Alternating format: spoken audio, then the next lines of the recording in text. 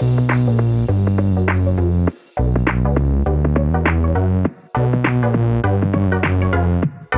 welcome everybody to another episode of Chris and Dave's Reality Cast. I'm one of your hosts, Chris Phelps, and my co-host and very good friend is Mr. Dave Horrocks. Hey there, Chris, and hello to our listeners out there. Welcome to Chris and Dave's Reality TV Cast. We are covering Married at First Sight, Season 8, Episodes 26 through to 30. Now, Chris, holy crap, how great is this series? Dave, unbelievable.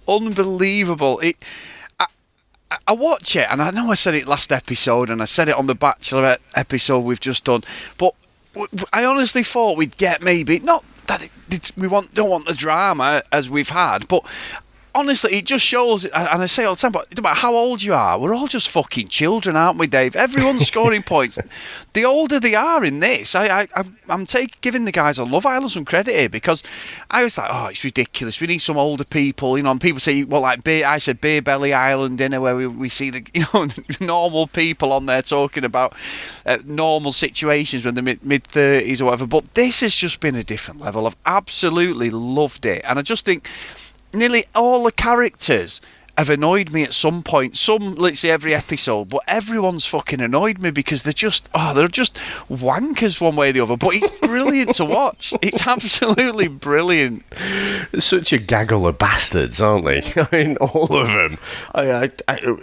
There's very few. I think Kerry and Johnny are probably the only couple. Patrick and Belinda, maybe.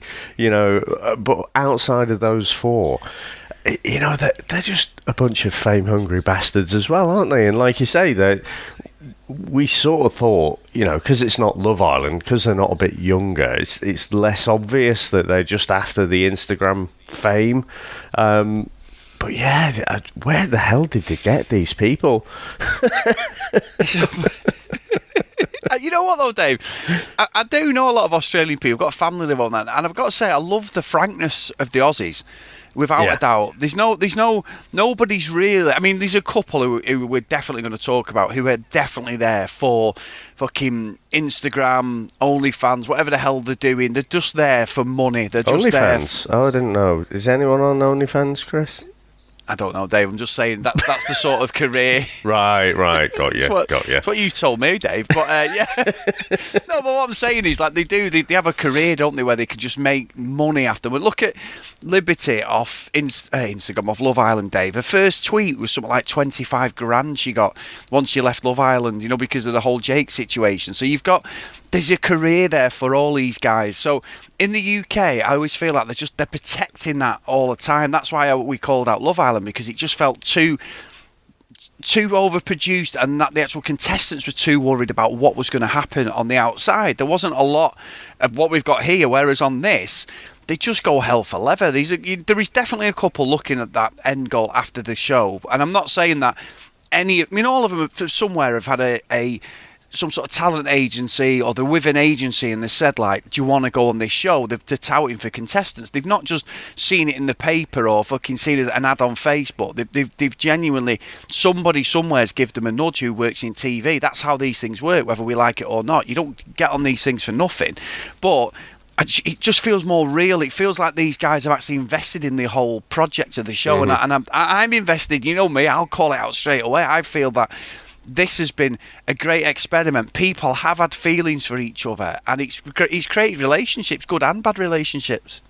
Yeah, it definitely has. Now, before we get into the details of these different episodes, so we've got a couple of reunion episodes that we've got to watch, haven't we, Chris? So we've got 2 more episodes of Maths, including this one. So we'll talk about the last, like, proper episodes, if you like, and then we'll, hopefully the reunion will be on next week, and then I think we should do a bit of a where are they now kind of thing as well, because I think some revelations have come out. Now I'm going to put the blinkers on because someone had posted in our Facebook page, and it's like, oh right, they're a douchebag as well. Yep. So, but I'm going to avoid sort of speaking about that and just go off what's on the episodes. Yeah, I agree. So I mean, Chris, we started off, we had all, like, it was very bachelor, wasn't it? It was like all the final dates. I don't know if you've got anything to say about that, but really, for me, it all ramped up actually in the next episode when it was the boys and the girls had a night out. And we get some of the old crowd coming back, and Sam storms in with a revelation. And apparently, every fucker in Australia knows that Bryce has got a girlfriend on the outside. I'll tell you what, though, Dave. It's the look Bryce gives to poor Melissa. I mean, Melissa, she's like a fucking punch bag. Every single person has just laid into that poor girl. She deserves... But these are not friends, Dave. They've warned her once. Look, she's not listening. We've said it before. She's also to blame for accepting his behaviour. When he was an absolute bellend last week... And, look, I don't like Beck, Dave, because I've been called in a Beck. So I think that's my Man United hangover, David Beckham. But Beck... you know, she's been laying into him.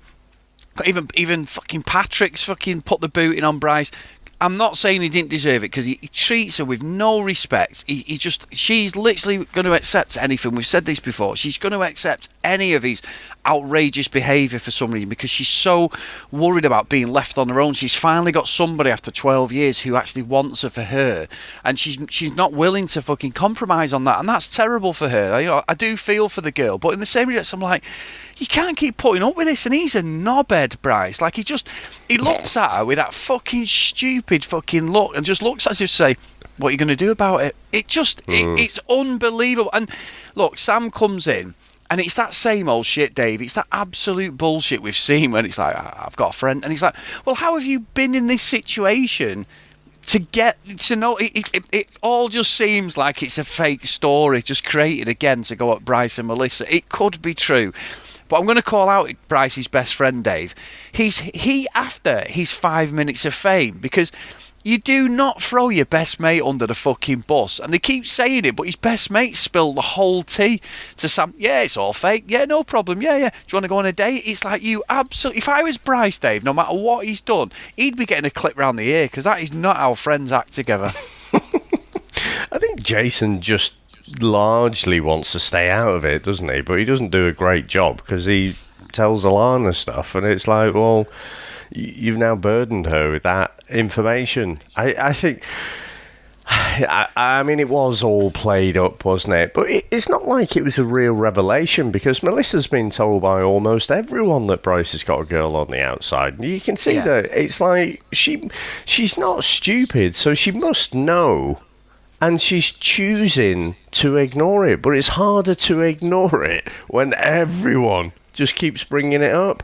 But my favourite, and I'm sure we'll come back to Bryce and Melissa again, but Chris, out of all the episodes, my favourite bit, and he wasn't my favourite on the show when he was there, to be fair, but Sam just constantly going, "Hey, Gonzo, hey, Gonzo."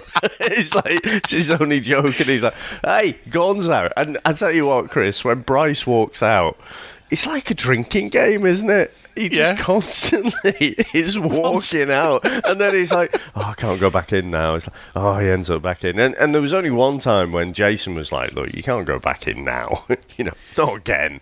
But yeah, he just he loves to storm out, and in fact, jumping around a little bit, but there was a moment, I thought, when Bryce just breaks down, doesn't he, in the room? He wants to leave the whole experiment. Again, the net is encircled around him. He can't escape from his lies, but what he's not recognising is the fact that Melissa's still there and, is buying into his bullshit. But I think there's supposed to be a part of you that feels a bit sorry for Bryce when he's crying his eyes out. But all I could think, Chris, was he does have the emotional maturity of a 14-year-old boy. Oh, he is, Dave. Look, whatever happens, like you said, we'd be absolutely fucking on our arse pissed if we kept saying how many times is Bryce going to be storming off, because as soon as he'll argue with people, but when it gets to the point of when he's been sussed out or he has no comeback because he knows that they're true. Like you say, he's just a child. He just gets up and fucks off. I can imagine him like when he threw a drink on Sam, didn't he? I've got to say, I mean, calling him Gonzo, right? Look, it brought back a few fucking harsh memories for me, Dave. You know, with the old schnozzio. But it's not that. It's also one of them where you sort of like, well, how long is this going to go on? And Sam's an absolute cock, Dave. I'm sorry, he is. I thought it was funny. The Gonzo thing's funny because I've been called it. I get it. It's a good bit of a laugh. I may have even posted a picture of Gonzo with Melissa. That's my Sam found the picture. I don't know what it was on. I think it was on Instagram. I said, you've got to send it to me. So I put it on our thing saying Melissa's breaking his. Melissa's, found a new man sort of thing. And it was a great Photoshop of Gonzo's head on Bryce. But look, and then he was calling fried rice, and I'm like, wow, Sam, you're a cock. Because Sam's a vicious little get. Yeah, he kept saying, what does that mean? Fried rice, Bryce. I think he was trying to be a cockney, Dave, cockney rhyming slang. Right. It was terrible. But he was like, I don't like Sam at all. I mean, I'm not really a fan of Bryce, but to watch it as a spectacle, it was brilliant. It was absolutely brilliant. But what gets me is the incessant thing that everybody chirps in on Bryce and Melissa, but then their relationships are fucking falling apart as well, but they're happy every single episode. And that's where it really pissed me off. Towards the middle of the week, I was like, how many times are we going to recycle this? Melissa is not listening, whether you are right or not, whether you think you're doing good by her. It's overstepping the mark for me. Just shut the fuck up and sort your own relationships out, because everyone else's relationship is literally falling off a cliff. And it's great. It shows the hypocrisy of people because they won't let it go.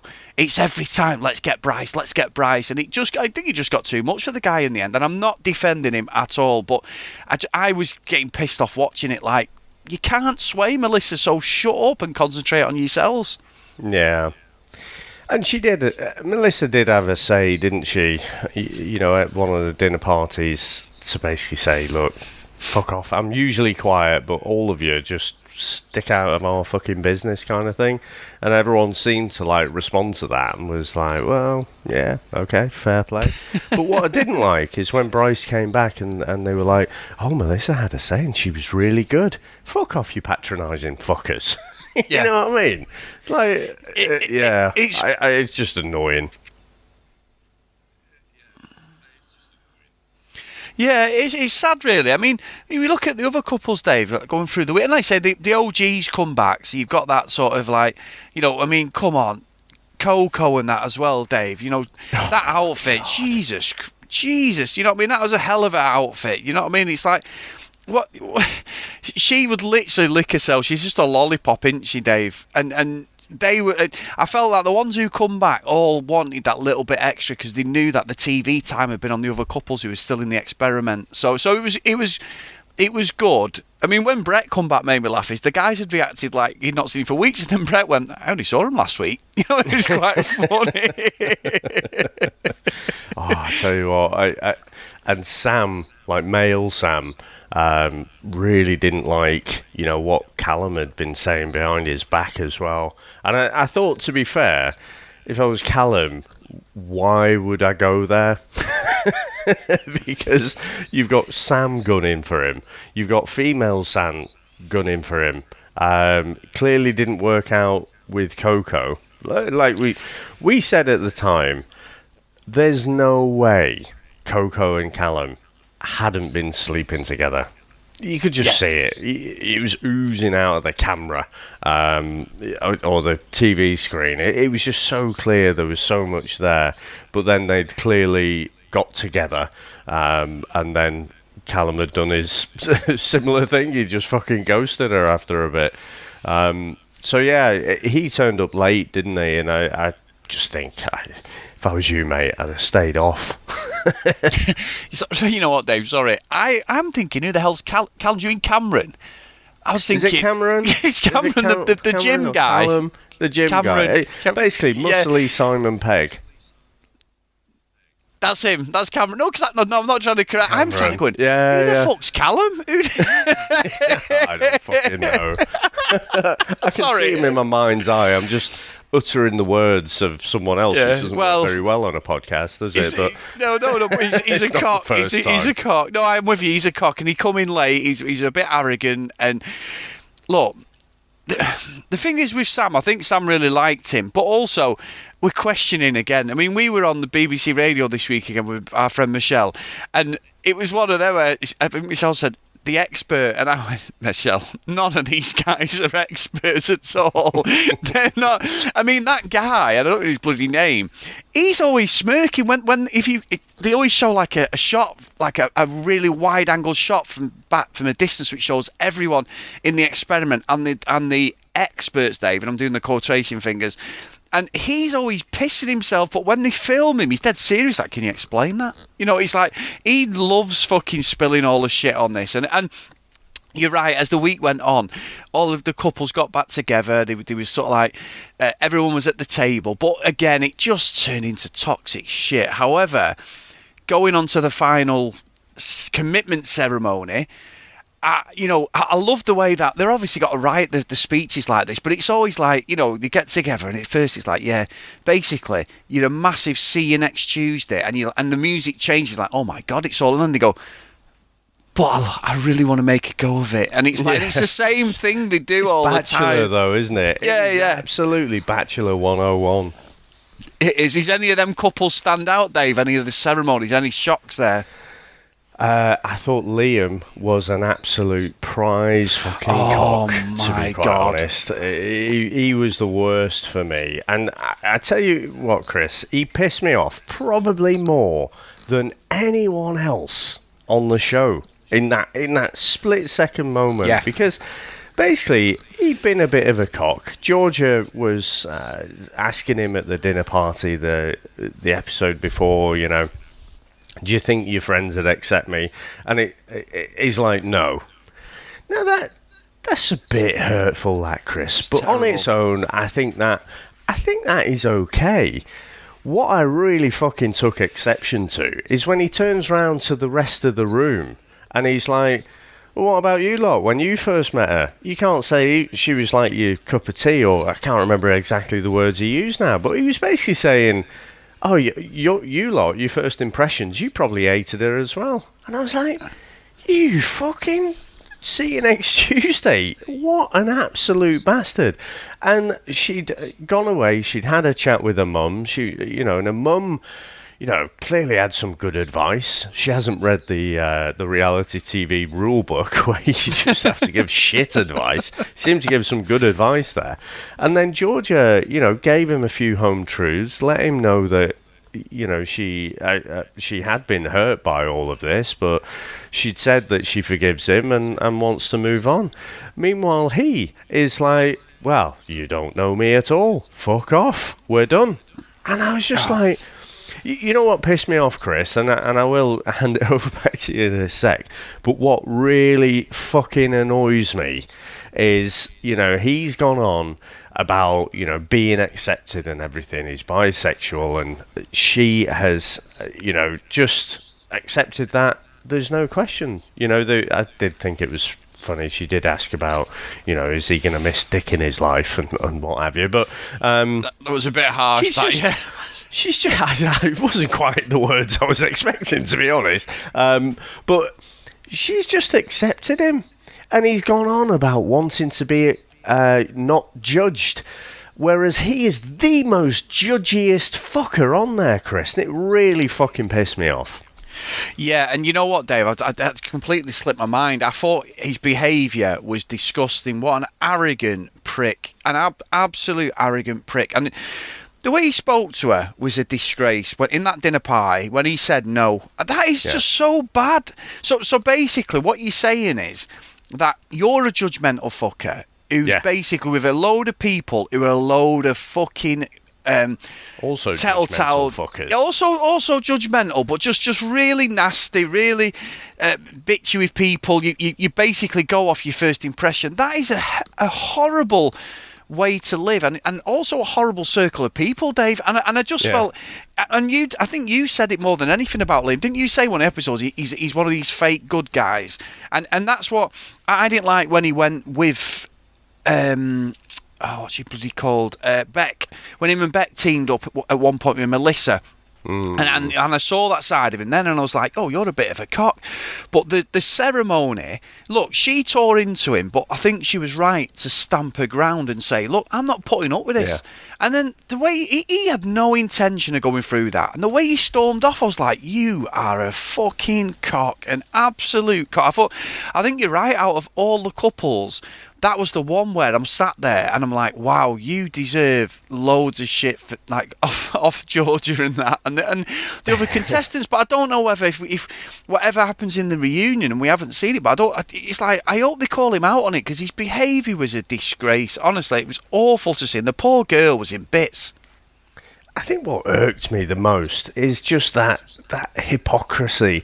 It's, he doesn't want to be judged. He's very quick, very sensitive if someone, has a sniff of judging him.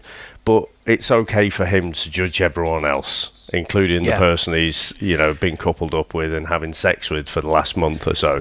It just really pissed me off. I thought it was, one of the worst individual bits of behaviour. To be honest, Georgia far better off without him, to be honest. But, what a fucking horrendous breakup, literally leaving her standing at the altar there looking like a bit of a prick. Yeah, that was the worst one, I think, for me.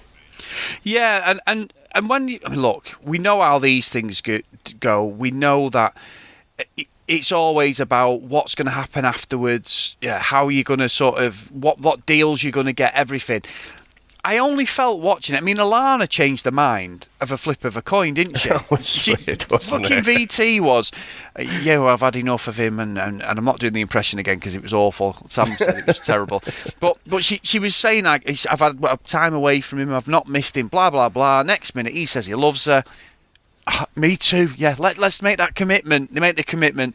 That for me is a recipe for disaster. I don't know how these guys end up, Dave, but I was thinking that is not the way to fucking decide that you're in a relationship. Just because he said he loves you, you've you know what I mean. She was ready to jilt him at the altar as such.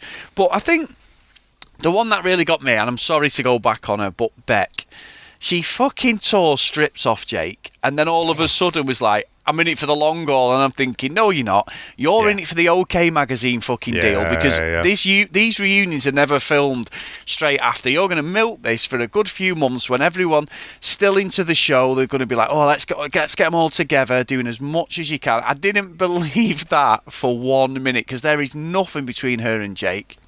You know what? All through this week, Jake was pissing me off, to be honest. I mean, at the end of last week, she said she wanted to leave.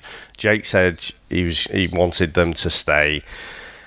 I don't know why, because there is nothing there whatsoever. But, when one person says they want to stay, then they both have to stay. And then she started off the week. She had to go back home because her dog was ill, apparently. But she clearly just did not want to be there. She's not the greatest actress in the world, when she's trying to put on the old fake tears. But the problem is, Jake is really starting to do my head in, because he's like fucking Lloyd out of Dumb and Dumber, where there's basically nothing she can say. The line out of the movie was like, well, are you saying like 1 in, I think it's 100? And she says, more like 1 in a million. And then he gives himself a little smile and he says, so you're saying there's a chance? It's like, that's like, Jake, it's like, what are you fucking on? She despises you. When you go in to like give her a peck in the morning or something, she's flinching away from you. Yeah. There is just nothing there. And I thought, well, same thing as you, in that final kind of commitment ceremony, they know the cameras are rolling, and so, do they want the happy ending on the show? It's nothing to do, I don't think, with are they actually going to stay together. It's how do they want to finish the series off? And there was no other reason for me for Bex to do that. Is to just want to finish the season off on a high, and then, you know, after the show's finished, it's like, oh yeah, we've decided to go our separate ways and whatever. But yeah, Jake was pissing me off, I must admit, with that whole fucking puppy dog thing.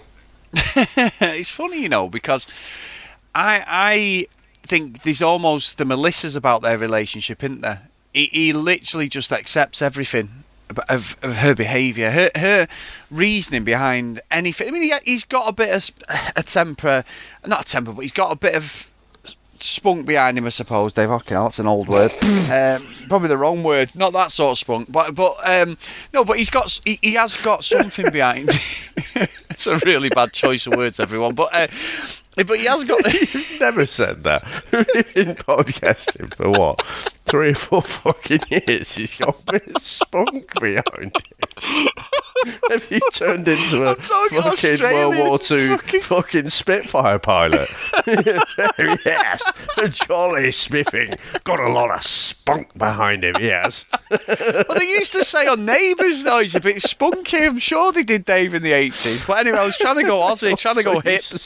Rack off, you bloody drongo. Rack off, you drongo, yeah. I've been watching all these reality TV shows, and no one speaks like 1980s Neighbours. I don't get it.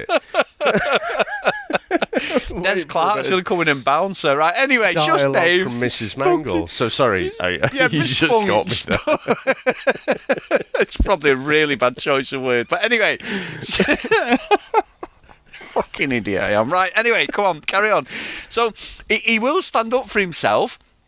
But I think you're right. I think as it's gone on, it's like, Jake, have a bit of respect for yourself. We're all crying out at Melissa for the same. And that's what I think frustrates me about Bex more than anything, is she's treating Jake the way that Bryce is treating Melissa. But it's acceptable because they've not got any tea on fucking Beck, have they? So she's going on. She's not going under the radar, but people in the experiment must see what she's doing. And anything Jake does, he's done nothing wrong at times, and she's just like laying into him. And I'm like, that's not a healthy relationship. Anything he does, Beck just basically turns up that dial to 100 to justify her behaviour, her hatred from you. Right, he makes her skin crawl. Every time there's some sort of interaction, you can see it's for the cameras, and you get that little glance as the camera's about to cut off of her, like, basically fucking shrugging her shoulders as if to say, oh my God, get away from it. That's just the way it is. It's all bullshit. But I think watching Bryce and Melissa, it was nice when he said finally he loves her, but because it's Bryce, you're also thinking, is there going to be a letter somewhere from some other fucking flame that he's fucking left or something? Is there going to be something else before we go? I mean, it ended really well. She was absolutely made up. He said he loved her, he missed her. I felt that was genuine, if I'm being honest, Dave. However, I'm still not believing that Bryce hasn't got some sort of relation, or had some sort of relationship coming into this. Oh, there's no doubt, I don't think, is there? There's just too many. I mean, even the footage of his mates, when the cameras were rolling and they'd had their little dinner meeting, it was all very uncomfortable when Melissa asked his mates, you know, about the girlfriend waiting on the outside. And then his mates are basically saying, oh, yeah, he's totally lied to her. It's just no doubt for me.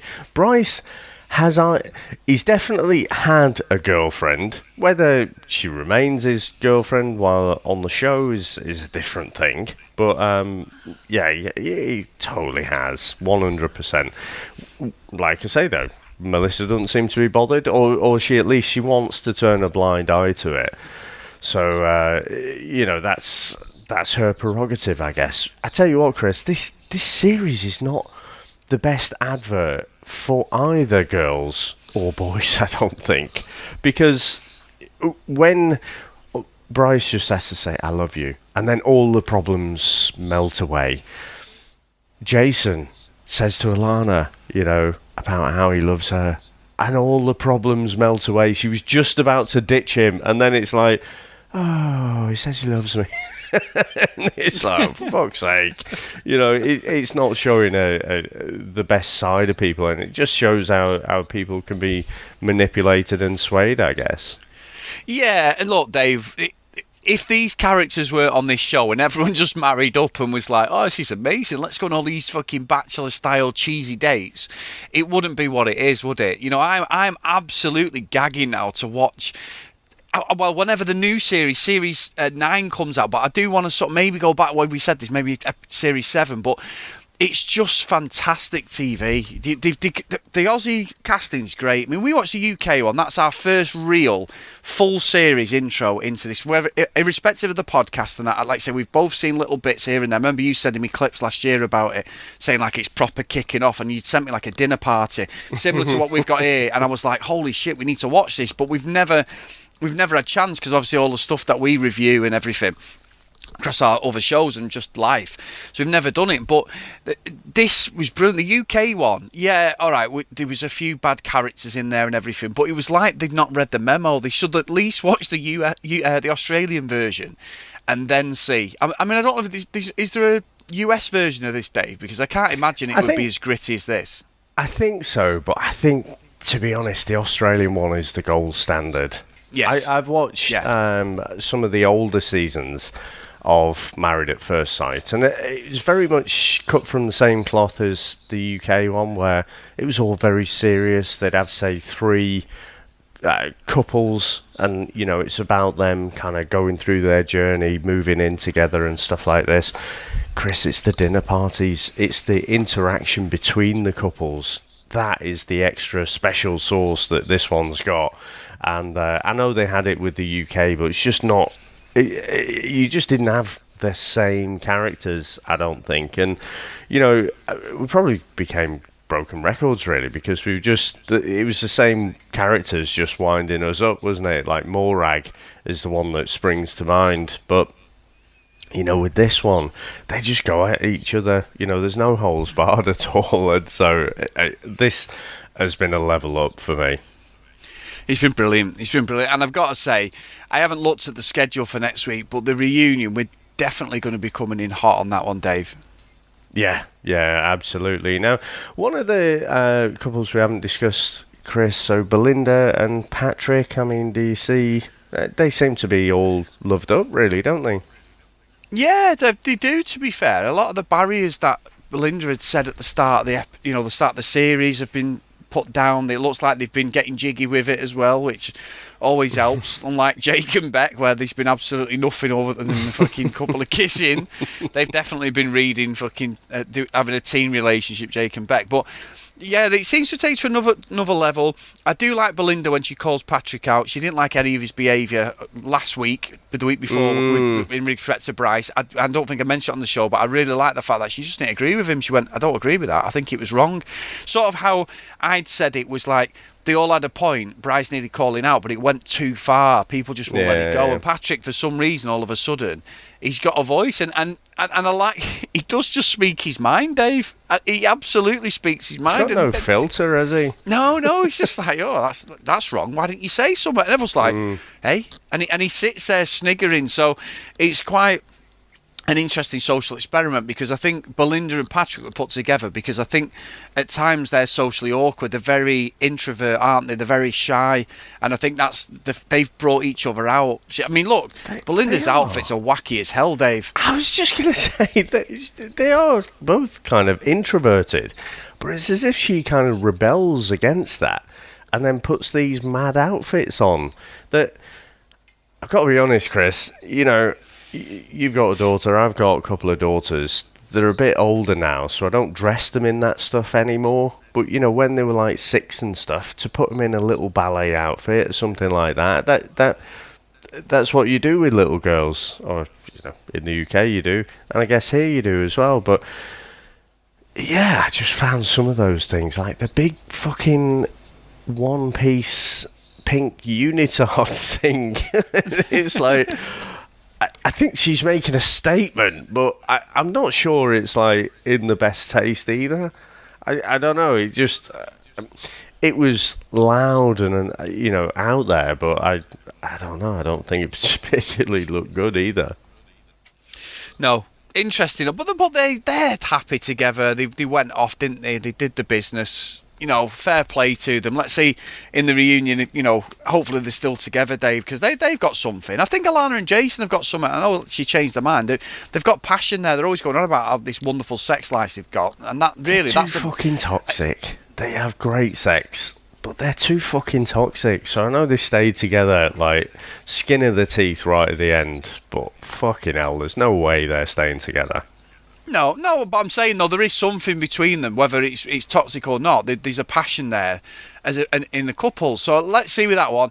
Bryce and Melissa, I don't know which way it's going to go. I'm half expecting we get to the reunion, there's another 3 women step forward that he was fucking on Tinder with or something. I'm sure of it. There's going to be some daffing. Beck and Jake, but I wouldn't be surprised if they're not even fucking talking to each other when we get to the reunion, Dave. I just don't think. I think once her mum gets her claws back into her, that's it. She's fucked. There's nothing there. And obviously Liam and Georgia, well, let's just say that is not going to go anywhere. That ended up from nowhere being the most toxic ending to any of the relationships. I was expecting Beck and Jake to be the one, and it wasn't. That took me by surprise, like we said earlier. Yeah, you know what?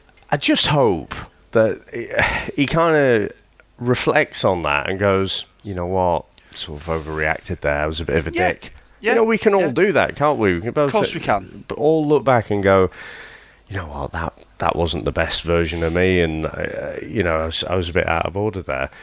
I hope he looks back and sees it like that. But I think you spotted it a bit more than me last week with him, that he is so judgy. Maybe he won't, but let's see. Fingers crossed. I hope he does. Yeah, and also, Dave, that's another score for the reality radar as well, because I think that may have just gone on the radar there with Liam. All right, you're having that one. You're claiming that one, are you? It's the only one I got right, I think. But anyway, big thank you to everybody this week, guys. As always, really good. We've just got our Bachelorette episode out, season 4. We've just done a review on that one, so it is on the podcast feed. If you want to follow us on social media, at CD RealityCast. If you want to email us, cdrealitycast@gmail.com. And also, big thank you to our Patreon, so patreon.com/CD RealityCast if you want to follow us. Now, Dave, we did actually get, and I will do the roll call of honour, so I think we did actually get an email this week, Dave. So I'm going to read this one out. So, this one is from our good friend Claire. So she said, "Hi Chris and Dave, I just wanted to let you know how much I love your podcast, and now even watch shows I wouldn't normally, just to listen to your podcast after. Your interaction with each other is so funny and natural, and your patter is priceless. I was wondering if you would consider doing anything on 90 Day Fiancé or the shit show that is Love After Lockup. That is so bad. I'm sure you would get lots of material from it. Thanks again, really enjoying your work. Best regards, Claire." So thank you, Claire. That's a great email.